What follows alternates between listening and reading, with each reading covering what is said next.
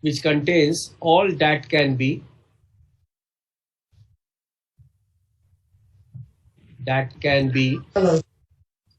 known about the particle.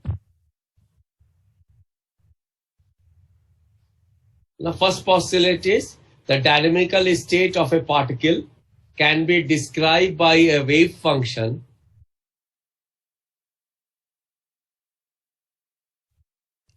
which contains all that can be known about the particle. The wave function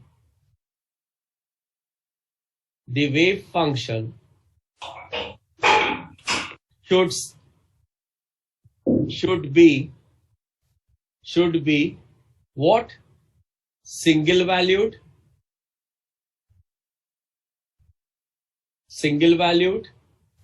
It should be continuous.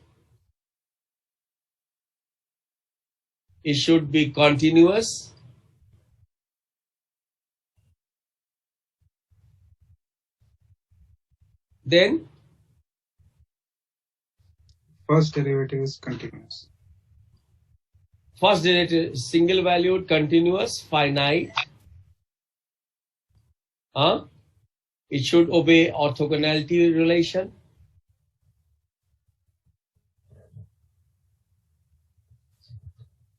And it should be properly normalized.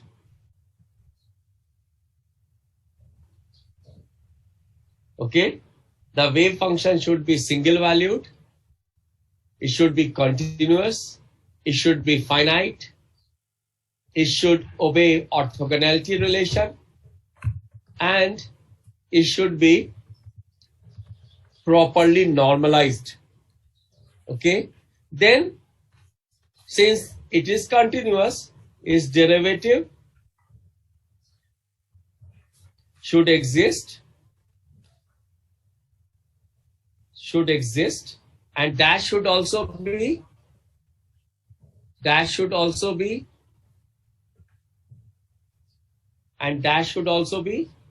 continuous. Be continuous. Because we need second derivative. Okay? Therefore, the important point is, let me repeat, the dynamical state of a particle can be described by a wave function which contains all that can be known about the particle. The wave function should be single valued, it should be continuous, it should be finite, it should obey orthogonality relation, it should be properly normalized, its derivative should exist, and that should also be continuous. Now, let us talk about what do we mean by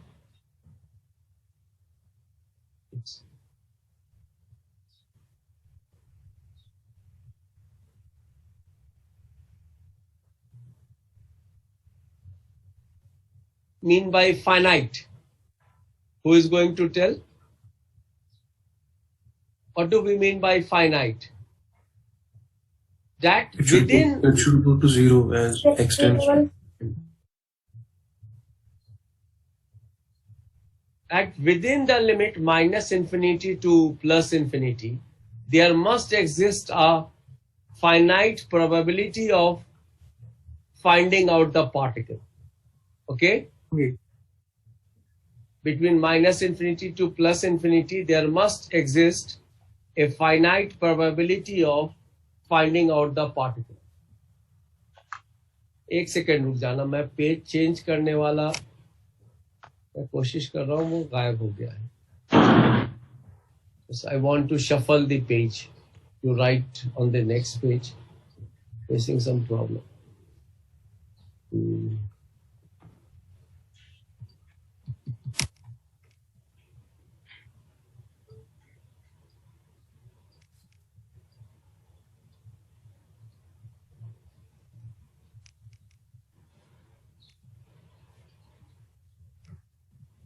Yes.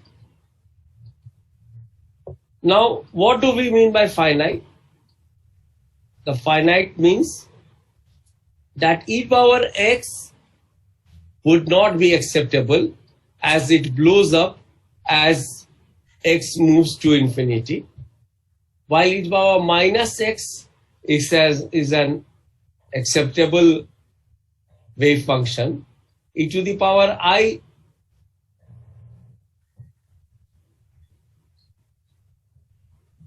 kx or something like that is an acceptable wave function.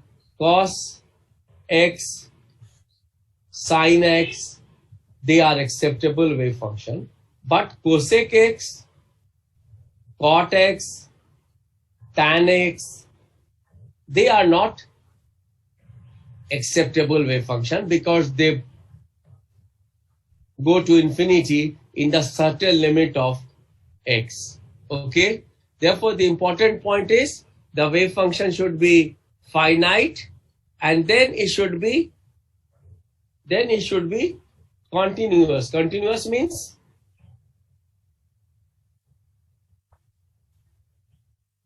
this is a discontinuous wave function. This is a discontinuous wave function. Therefore, number one, it should be finite. Number two, the wave function cannot be discontinuous. Number three, the important point is it should be single valued. Single valued means there must exist only a single point where there will be a finite probability of finding out the particle. Okay? There cannot be 2 points at the same time where you would be able to find out the particle. Therefore, it should be finite, it should be single valued, it should be continuous, and then what I have told you, it should obey orthogonality relation. What is that orthogonality relation? Suppose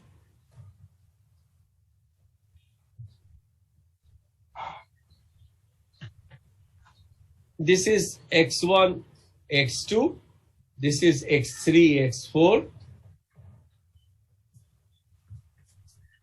Okay, this is say psi x, this is say phi x. Okay, the orthogonality relation tells you that psi star x, phi x, this is equal to 0. Okay, that means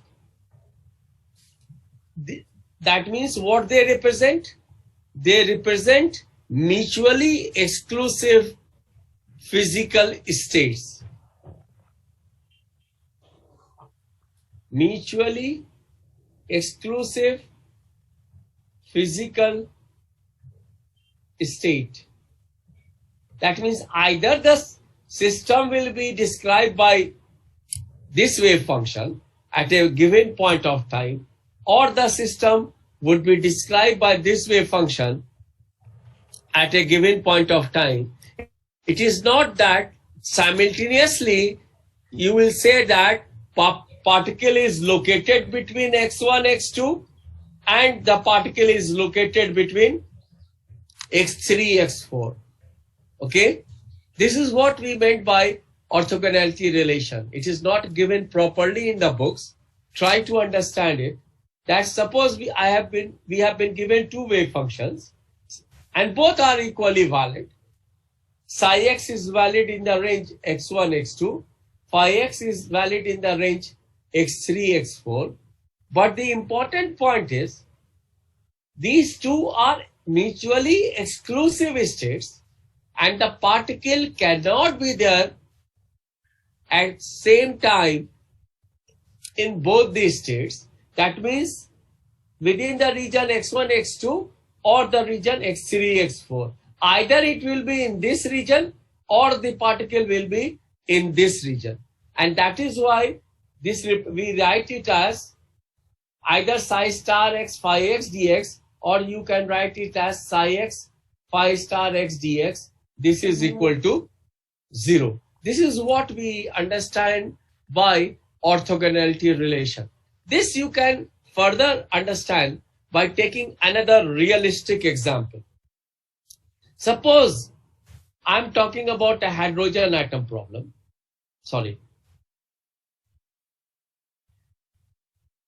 Hydrogen atom problem. Or I am talking about harmonic oscillator problem.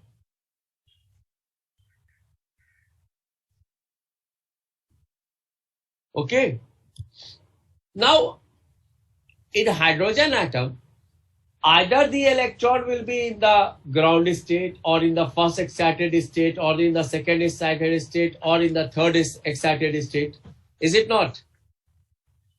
Now, if the electron is in the first excited state, say this one, then at the same point of time, it cannot be in this state. At the same point of time, it cannot be in the same state, this state. Say this is n equal to 1, this is n equal to 2, this is n equal to 3, this is n equal to 4. There are many states available for the electron to move on.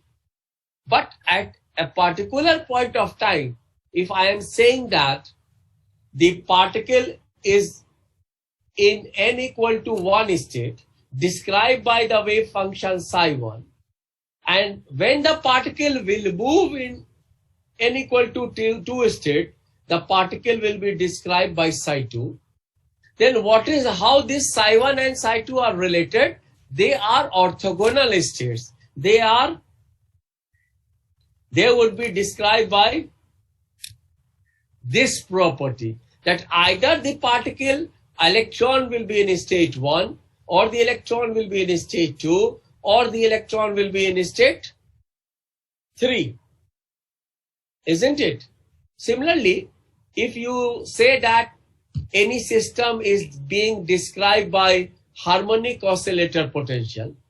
Now, in the case of harmonic oscillator potential also, you have in principle many possible states. Okay, suppose I am talking about the ground state and first excited state of harmonic oscillator problem. This is, say I am writing psi x is the ground state, and I am writing phi x is the first excited state.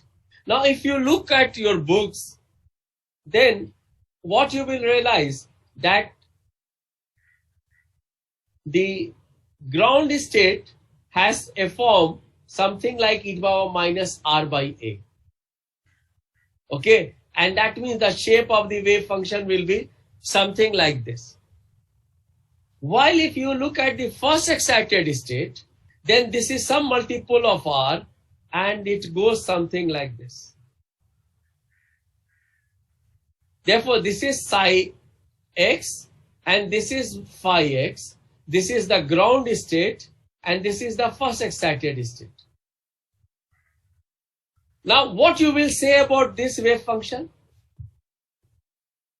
This wave function is an even wave function, while this wave function is an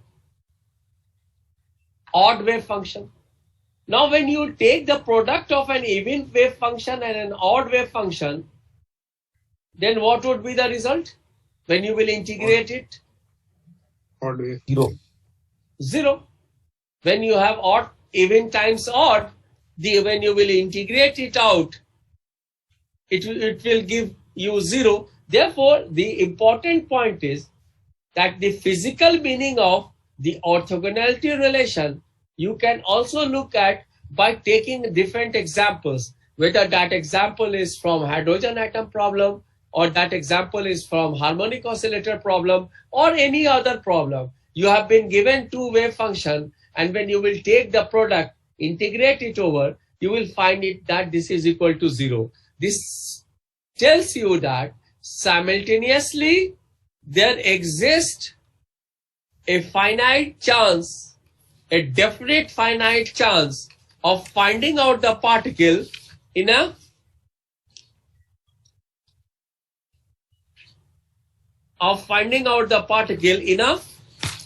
definite state. It is not allowed that simultaneously the particle will be in the ground state as well as the particle will be in the any of the excited states.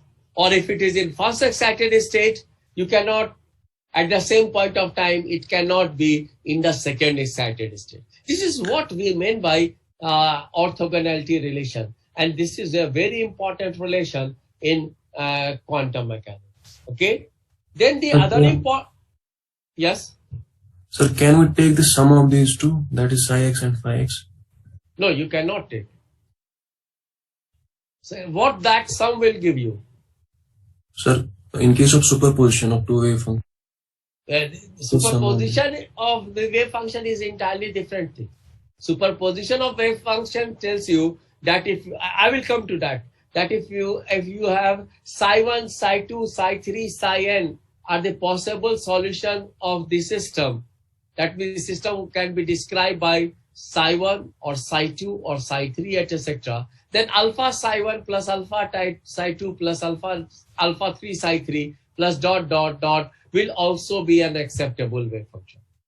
This is the superposition. I will come to that. Don't worry. Okay. This Monday and Tuesday class, this is very conceptual and try to understand it. I'm here to what I'm talking about, that as we know, as common sense, we can say that either the electron will be in the ground state or the electron will be in the first excited state. It is not possible that simultaneously it can be in both the states. How quantum mechanically in mathematical formulation we can understand that? We can understand that by simple writing this orthogonality relation. Is it clear?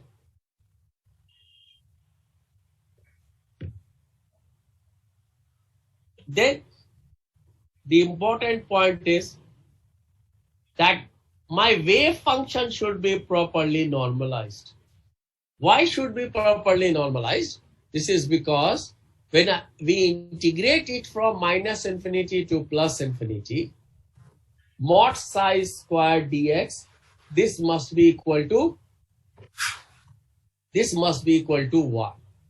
Whether it is in one dimension or whether it is in 3 dimension or whether you are using a spherical polar coordinate system or using circular cylindrical coordinate system, any system that you talk about, mod psi squared dx must be equal to 1. Next, the important point is, everywhere you see, we talk about psi star x, psi x. Therefore, if my wave function is a complex quantity, this psi star x will bring along with it e to minus I kx, something like that. And when you take the mod square, this I part will go away. Therefore, in principle, you have complex wave functions. Because in quantum mechanics, wave function has not a direct physical significance. It is the mod of psi square which gives you probability. Or if you talk about any operator for the eigenvalue, then it is given by psi star O psi dV, for example, upon O is the operator. You want angular momentum of the particle, you have to use angular momentum of the operator. You have to, if you want a momentum of the particle, you have to use momentum operator here. You want to get the average position of the particle, you have to use position operator. Therefore, whether you are using a position operator or momentum operator or angular momentum operator or whatever operator you talk about corresponding to that, you want to get a typical eigenvalue, the important point is that always the wave function will have this psi star psi.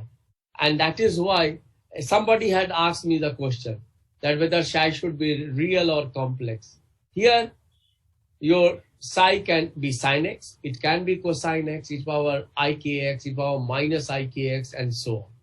Therefore, it can, in general, it can be complex, and that is why we always define in terms of, and see why we are using the psi star psi dv in the denominator, just to ensure that if the wave function is not normalized, therefore the first important point is to normalize the wave function.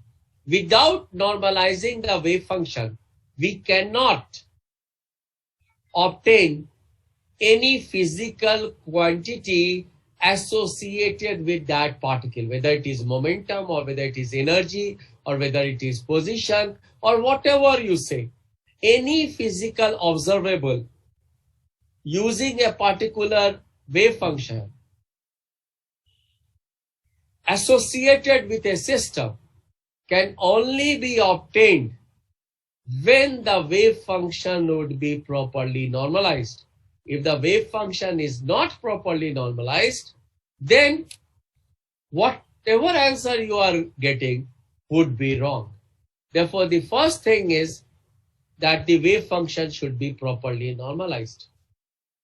Sometimes you are given a wave function which is already normalized. Yes, somebody wants to ask question. Sir, it means that we can use functions whose integration over all space is 1 as wave functions initially? Yes. Yes. The property that it should obey, this should be continuous, it should be finite, it should be single valued. The constraint on the wave function is it should be finite, it should be single valued, it should be continuous. Okay?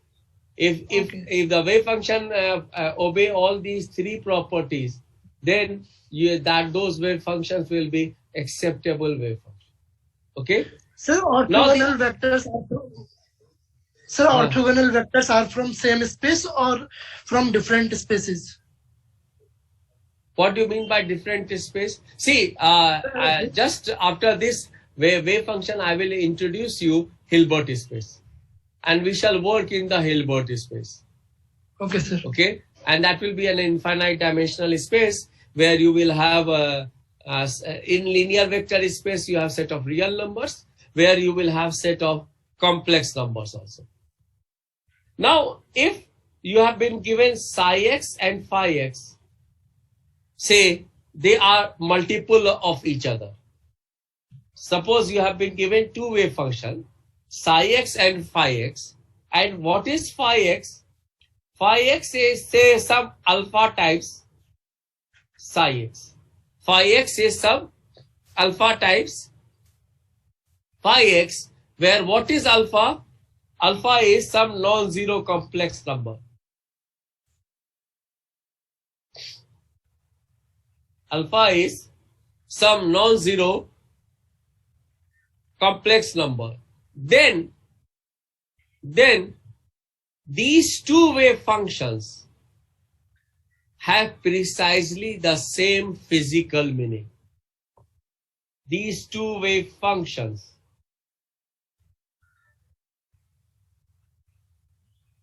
have precisely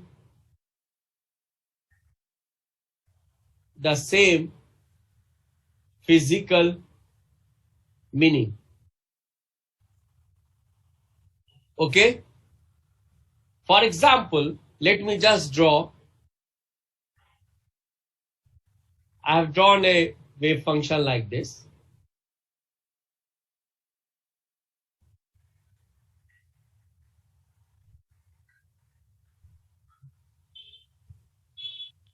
Exactly, this is some multiple of this wave function, this one. This is some multiple of this one, or this is some multiple. That means all four of them are related by some number. Okay? And that number can be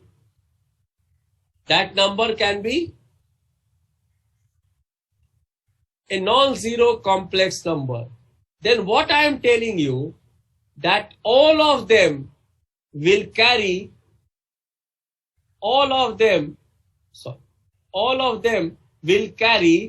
the same physical meaning. Okay? While this is not true in classical physics. In classical physics, if you have a sound wave, for example, or waves on the surface of water, and you increase the amplitude of the sound wave by a factor of 2, then how much more time it will carry energy?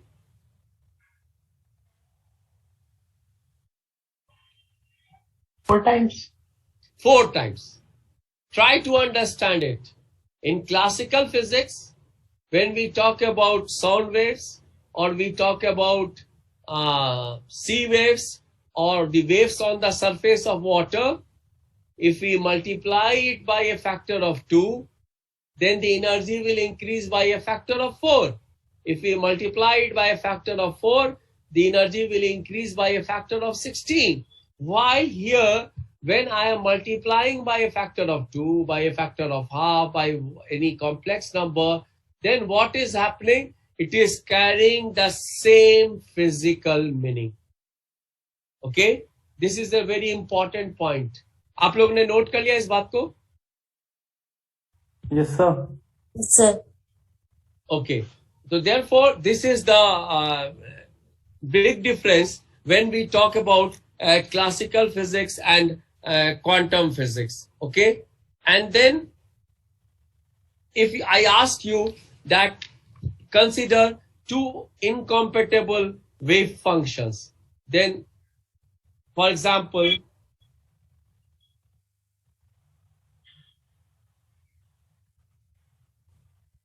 this is defined with x1, x2, and this is psi x, phi x. What we will say about these two wave functions, that there is, these two wave functions are incompatible wave functions. Why? Because psi x is not a definite multiple of phi x. Psi x is not a definite multiple of phi x, and moreover, psi star x phi x dx is not equal to 0. See here, phi star x psi x dx, this is not equal to 0, and psi x is not a definite multiple of phi x. Then these two wave functions we will call it as, these two wave functions we will call it as incompatible wave functions. These two wave functions will be called it as incompatible wave functions. Is it clear? They are incompatible wave functions. Is it clear? Therefore, it is very important to have a well-defined wave function.